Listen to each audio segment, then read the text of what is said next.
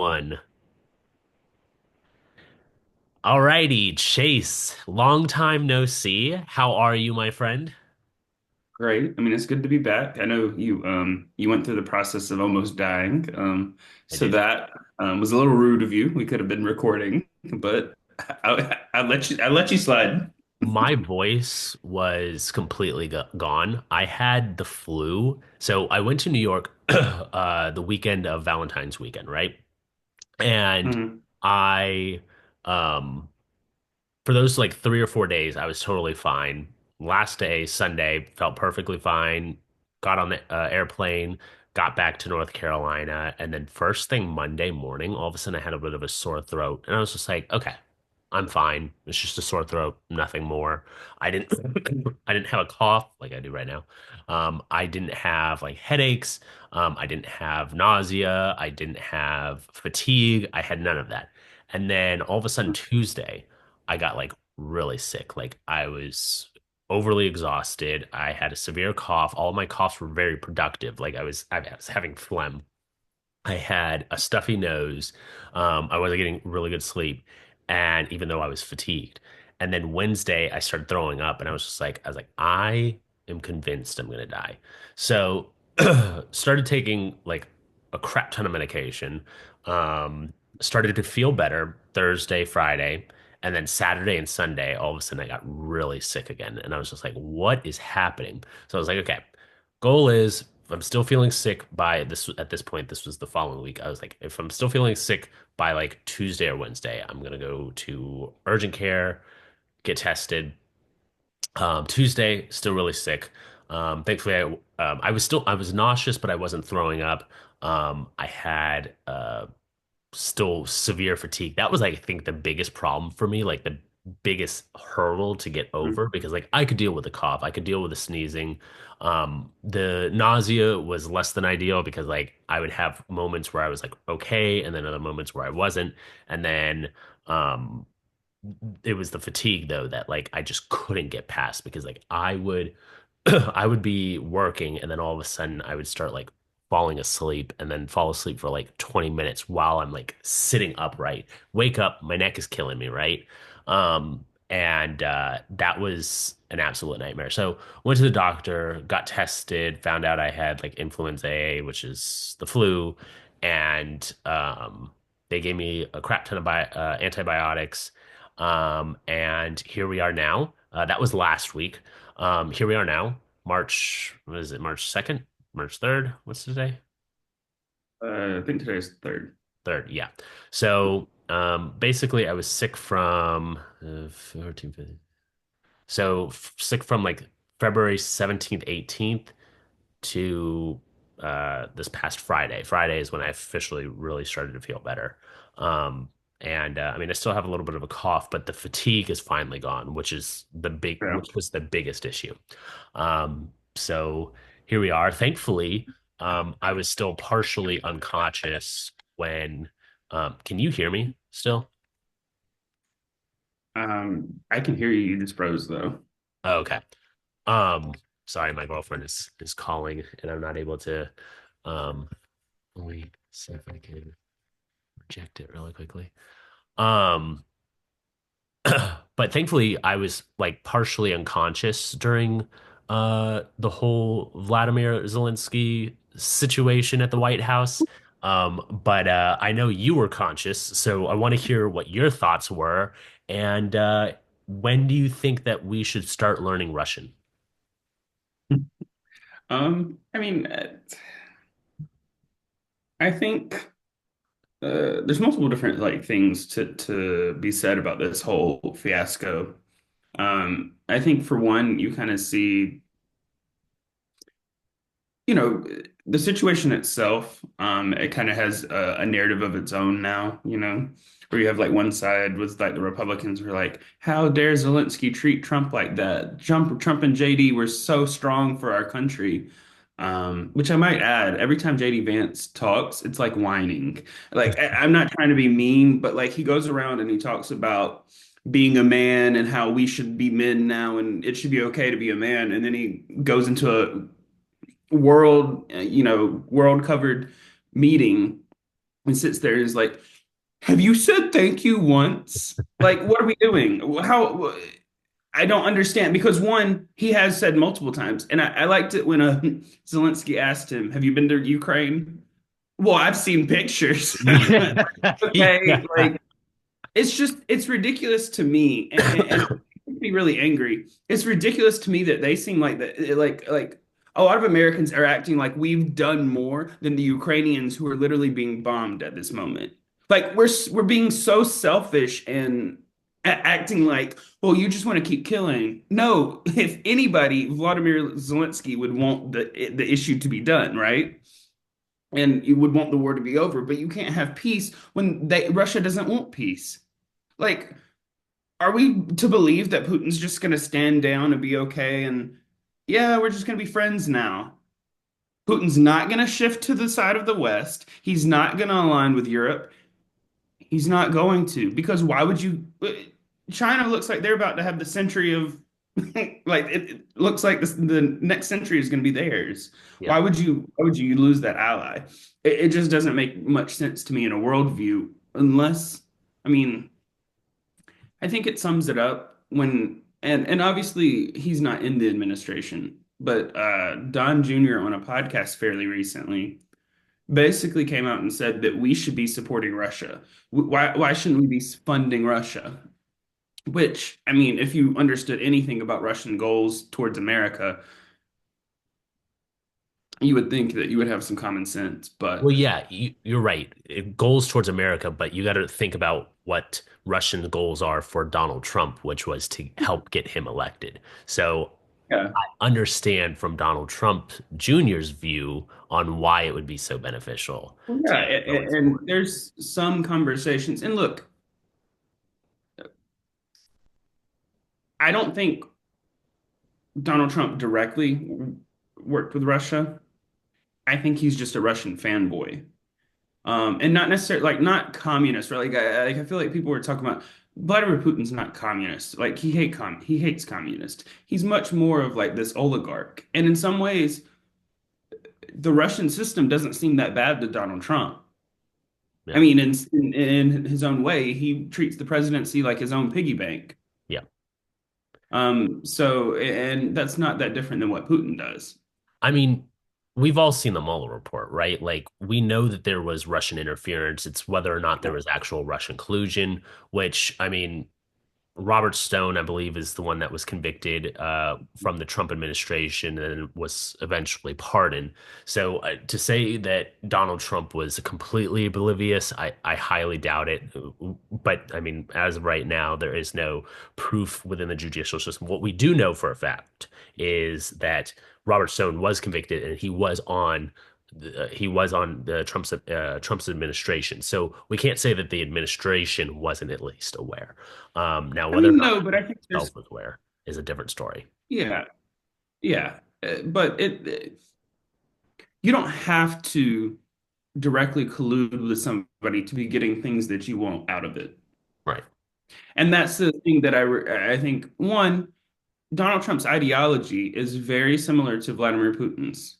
It's very his entire kind of cultural arguments. Like Vladimir Putin is the same guy that argues about like it's crazy that they let people change their gender over there. Argues about against homosexuality and like, it almost acts like he's defending some sort of values of the West. Like they parrot these like talking points and kind of interspersed with the church in Russia as almost like they're fighting like the Antichrist in America.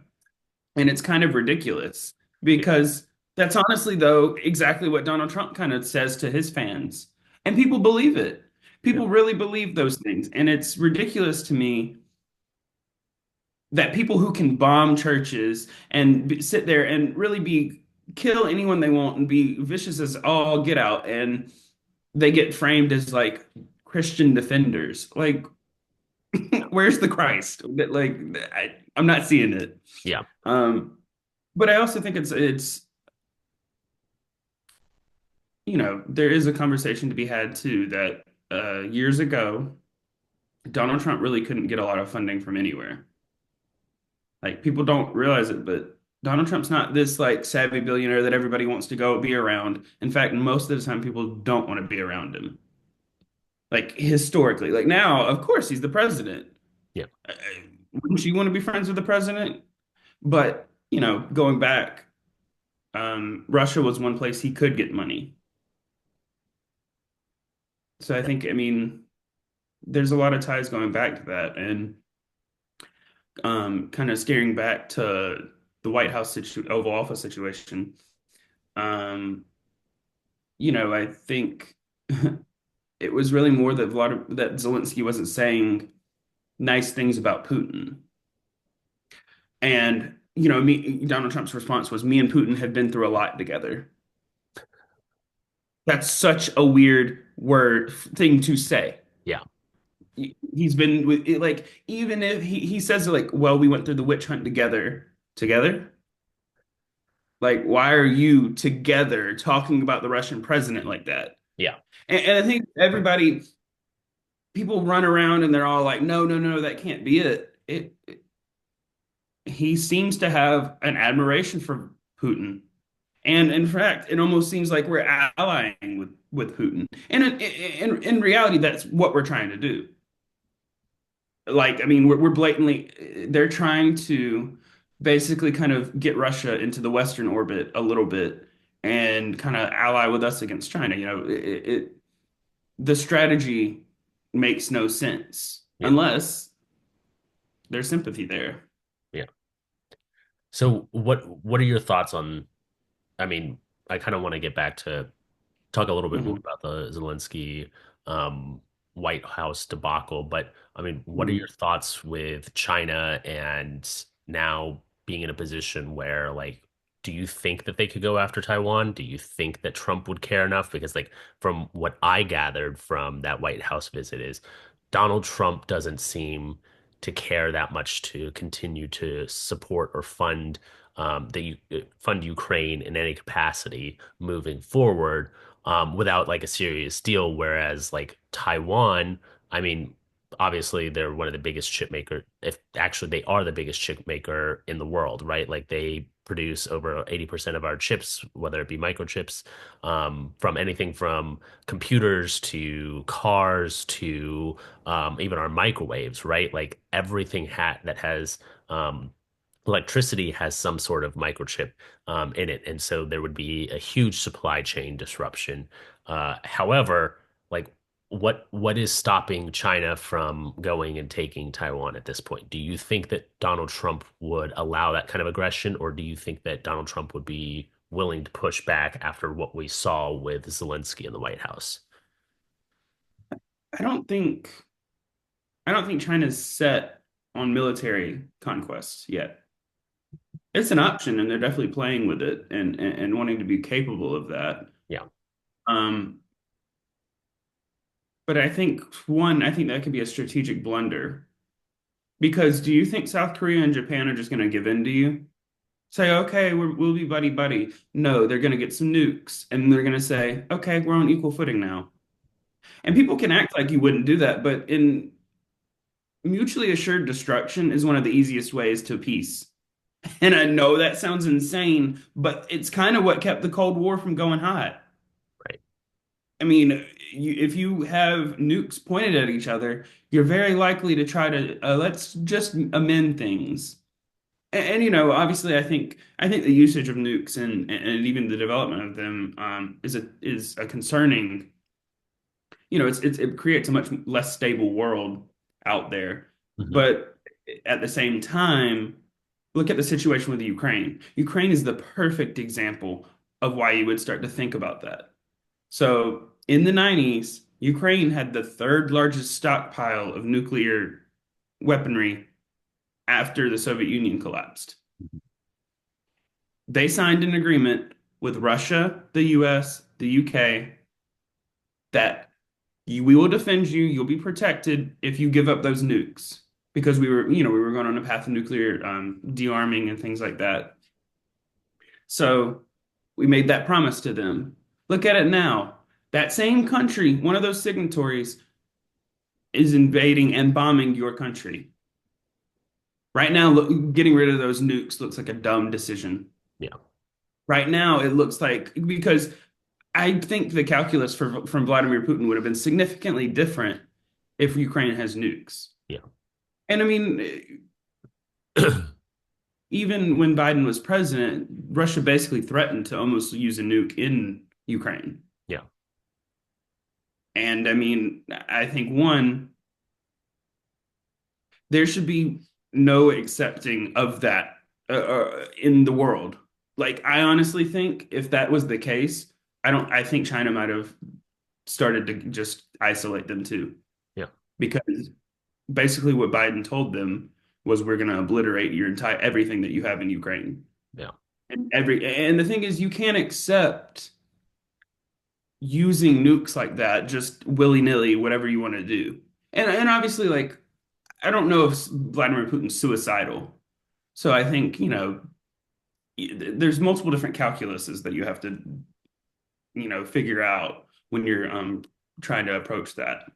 Um but yeah, I mean, it's always a possibility, but getting back to that, like it's a lot easier to just get somebody that has better relations with you. I mean, it's if you can get an ally in rather than try, fight some war and do all that, or if you could easily peacefully unite with that, which there are people within Taiwan who wouldn't mind that Yeah. happening eventually. And I think you should look to Hong Kong for how that works or how that you could try to sit there and say that there's two systems, one country, whatever you want to say, it won't be the case always. Yeah. There's elements, and I think there's benefits that China gets at large for allowing certain regions to operate in a certain way. Hmm.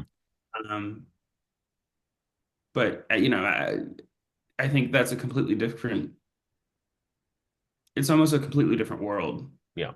in some ways, just government structure wise in some ways. Especially, I mean, if America pulls out of NATO and the UN, what happened last time the League of Nations failed? What It it, was three, basically. I I mean, mean, what are your thoughts on that, right? Like Elon Musk went on to support us Mhm. pulling out of the UN and NATO. Like, do Mhm. you think that Trump would follow suit? I mean, he himself even spoke about doing it. A lot of the Republican Party, you saw Vivek also kind of echo that when he was running for president. Like, it seems as though like the far right faction wants to remove themselves and become isolationists. Do you think that it's a possibility, that it's a strong possibility that we see the United States pull out of NATO, pull out of the UN, and you know, suddenly not be part of those organizations and not, I mean, it would give them an out um if Russia were to continue their advances like they had said and go after places like Poland, like the Baltic states, like that it would give them the option to say like, hey, we know we're in an agreement and we have a trigger warning that if Russia does invade any of our allies, that we have to go to war too. But if we're pulled out, suddenly we don't have those obligations. Like, what are your thoughts? Do you think that we would be willing to pull out of NATO and the UN? And if so, do you think that Russia immediately goes after Poland, or do you think that it'll take a little bit of time? Like, what are your thoughts on that? I mean,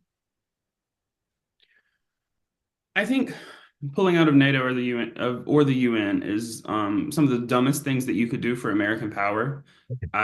These are literal institutions that we created. I mean, the world that we set up after World War II is frankly a better world. And we can sit here and argue that it's not the best world, and that's true, but Mhm. it's better because everybody has a voice, even people we don't agree with. Right. Like there are countries represented in the UN that we are like completely opposed to, but they're still there. And if they're there and then we exit, you think everybody's like, what happens to those budgets? Yeah. America is a large portion of those budgets. In reality, America leaves those things. Possibly NATO stays in some sort of way, but again, those would probably be the countries that would be allied together regardless. I mean, you know, the European Union itself would have to defend itself. And I think in some ways you're looking at a Russia in a war in Europe brings us in regardless of what we think. Regardless. It's and we get like this. Before every world war, we become isolationists. We try to avoid the world war. Mhm. Getting going out of NATO and getting out of the UN, maybe that does that for a little bit. It makes us okay. Well, we'll be okay, and there's still some sort of sympathies to our democratic allies, which I guess they at that point I don't know what they would be. Some partners, not quite allies. Regardless, I think I think you're looking at a world war. I think America gets dragged into that in some way, and I think in some ways, if we don't, what does that world look like? Yeah. I think it looks like different spheres of influence. I think America gets their own little sphere. I think China gets their own little sphere, and Russia gets it. And in some ways, that works out for all three of those parties. And make sure I'm not talking about America. I'm talking about Donald Trump. Yeah.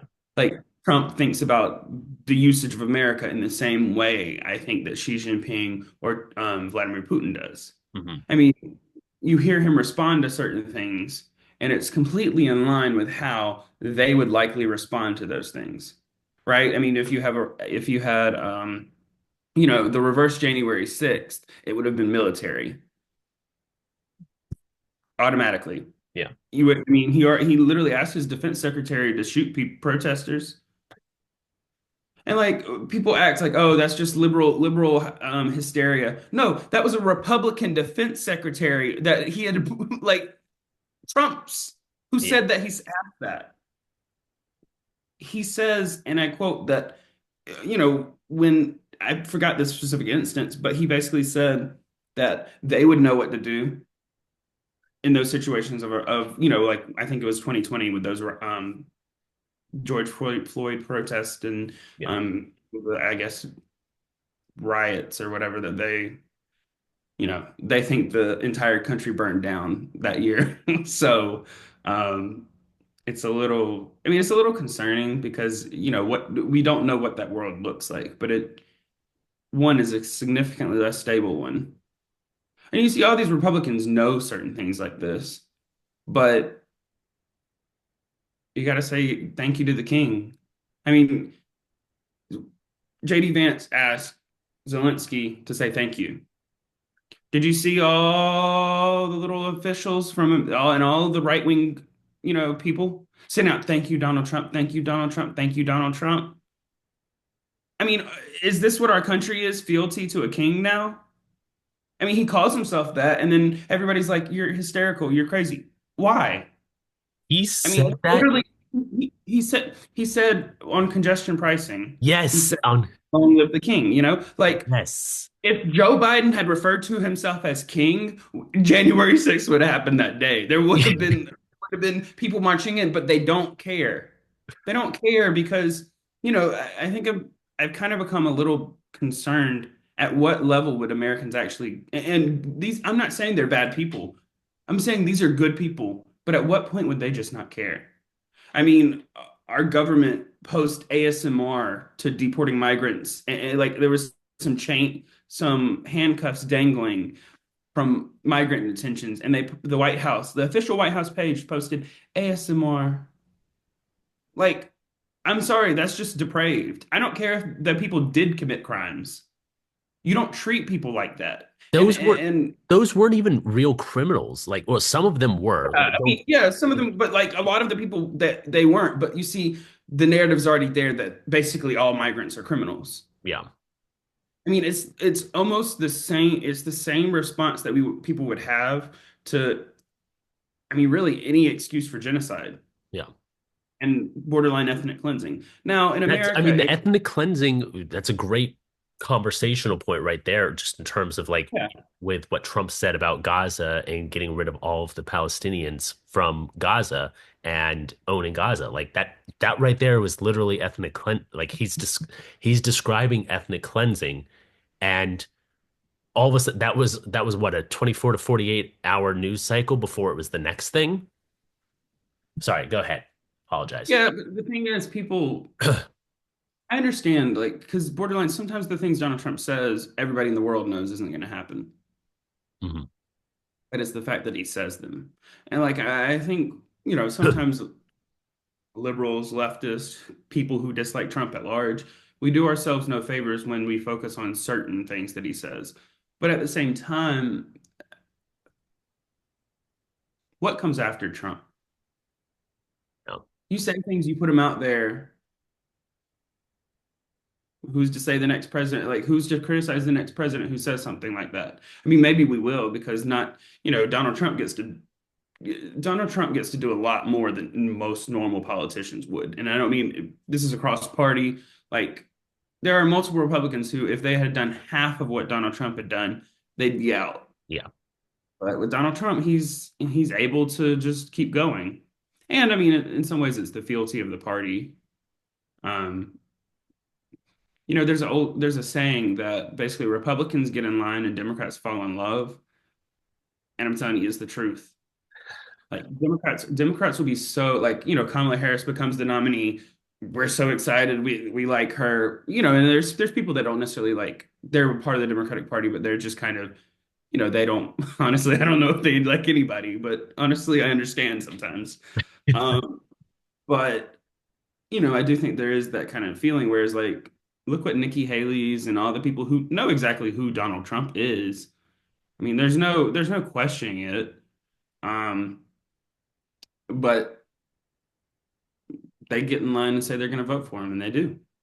And I think what's odd to me more than anything is that, like, if you look at the Republican Party versus the Democrat Party, right? Like, if I look at the Republican Party, they have this blind love slash following of Donald Trump. Like nobody questions Donald Trump. Everybody within the party falls in line and has this like unwavering support for who their nominee is.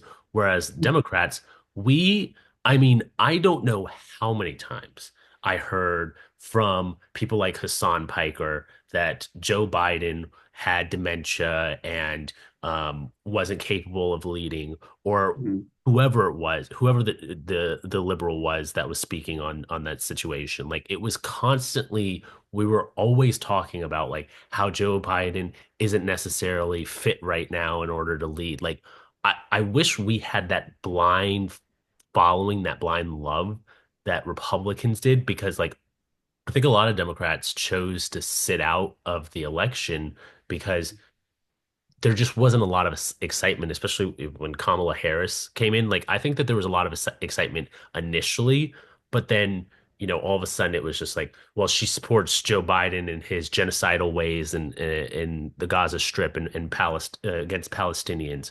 Or, I mean, it was just like one thing after another why Kamala wasn't fit to lead. And like, I get it, right? Like, I think that we could have had a better nominee. I think we should have had an open primary. I think that we should have been able to vote somebody in rather than go and hand pick it. But there was just so much apprehension against Kamala Harris that Mhm. she never really stood a chance. Like I said, there was excitement initially because it was like Biden's out. We can finally have somebody that can message correctly, that can convey the message, that can talk about, the policies that are being done, and not trip over their words. But then all of a sudden, it was just like, she puts out too much. She's a woman. She's too emotional. Like it was just one thing after another. And like I said, a lot of people on the left also fell into that trap of, talking poorly about Kamala Harris.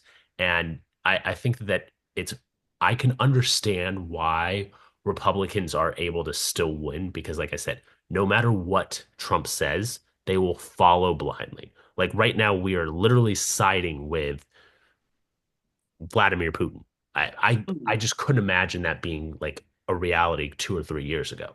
Whereas, like I said, with the left, there is just so much criticism. There is just so much putting down the candidate. Like and like I said, I understand to an extent, like you do want to be able to criticize your side and not have to suffer like severe consequences, but like want to see like actionable change. But it's one thing if they had like someone like a Nikki Haley or a Chris Christie up there who is a little more reasonable. We're talking about Donald Trump, right? Like, we're not talking about a reasonable Republican, not somebody that we can play around with. Right now, I mean, we've seen planes falling out of the sky. We've seen Donald Trump talking about taking over Gaza. We've seen him literally have a shouting match with the president of Ukraine, saying that Vladimir Putin is the good guy right now. I mean, it's But like, but it's just one thing after another. it's content. Oh, And I know that sounds great, but Donald Trump is an influencer. it kills me. But so, most of the world said, well, you should have done that behind cameras. You shouldn't have said those things in public. And I don't actually agree. Why do we do things behind doors? Go ahead and say it out in public. You're going to do it behind the closed doors anyways. And let's be frank, that was entirely an ambush. You Yeah, can act like it's not, but it was content for their base to be entertained. yeah. React to it and say, "Look how strong JD and Trump are for our country." Which where's the strength? Berating somebody who's at war, I think, is a little. And look, people thought Zelensky was offensive, but I mean, I don't know, Marco Rubio. Was it a fun for you? I mean, you looked tortured. I don't know. Selling your soul just seems like something else to me. Like I get it because in some ways, like look at another example. Because like, look, Marco Rubio's always kind of been a Republican, but like Tulsi Gabbard, we went from Bernie Sanders supporter, talking about all this type stuff, to now you're on Donald Trump's side and saying like, yes, dear leader, this is great. Marco It's Marco it's Rubio shrinking into the couch was literally perfect. You could physically tell he was uncomfortable and he knew he was in a situation that he shouldn't have been in. And then immediately following, he tweeted, "Thank you for the strength, Donald Trump." yeah. I'm just like, I look at that and like, you can physically, like, as soon as I saw that tweet, I was like, that was a social media manager. I know for a fact Marco Rubio saw what happened in that Oval Office and said, "Yep, I'm going to go ahead and keep quiet. I'm not going to say anything. I'm just going to shrink into the couch and just try to pretend like this isn't happening." And then his social media manager ran with, "Thank you for the strength," because I know Marco Rubio wanted no part of that. I mean, that was just a part of what they all did. I mean, I think that was supposed to be some sort of like play on like JD asking Zelensky to say thank you. So they all said thank you to Donald Trump, which is, can't y'all just get to work? I mean, I don't know. Donald Trump is always at Mar-a-Lago partying all and like flying his helicopter there. And I'm just like, where's the concern? Where's the Yeah. prices? I mean, you see everybody, all Republicans now are just like, well, I mean, it might just be a little bit, and we don't know, and all these different things that, yeah, could have been said under Joe Biden too. Because was the economy the greatest? No, but it looks like we're about to be in a recession under Donald Trump. Yeah, the Atlanta Fed just came We're out with saying that we might be in negative GDP for the Yeah. first quarter. Like that is concerning to me. And like I get the economy wasn't great, but like I said it before in one of our videos, we outperformed every G7 and G20 country in both inflation and job creation. At the end of the day, like that is the only thing that I care about is that we right now are performing all of our peers in terms of the economy. How, I mean, like I said, I get prices are high. People are acting like Donald Trump didn't mismanage a pandemic that led to, all of this reckless spending plus what's it called? Supply chain issues. But like I mean, how are you going to completely put this on Biden and say, "Oh, Biden's economy was terrible"? Like he spent the first 2 years trying to go on a corrective measure because of everything that happened with the pandemic and how devastating it was to our economy. Mhm. Well, I'm I a mean, soapbox. I apologize.